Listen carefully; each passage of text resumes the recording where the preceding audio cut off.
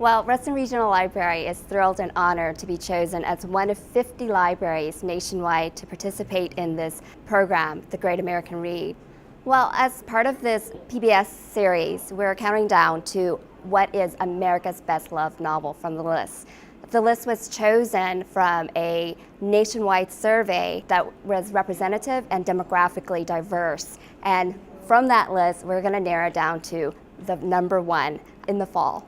Well, I think this is probably one of my favorite things about the whole series, which is how eclectic and inclusive the list of 100 best loved novels are. They range from classics like this, Don Quixote, which was written in the 17th century, to something that was written maybe 2 years ago, 50 Shades of Grey.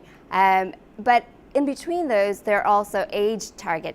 You have something that appeals to younger kids like Little Prince and Alice in Wonderland, and then something a little bit more academic like War and Peace, Crime and Punishment. Of course, there's Jane Austen in there with Pride and Prejudice. So it really does run the gamut, and it's so eclectic and so inclusive, and that's wonderful because it really gets people of all demographics and all cultures in the conversation about what the best loved novels are. This partnership is very important to us because the library as a system wants to be out there in the community and want to reach out more to our partners, and this includes WETA, our local PBS station. For more information about the Great American Read, visit Fairfax County Public Library's website or PBS's website, and you can get a host of programming schedule in conjunction with the Great American Read.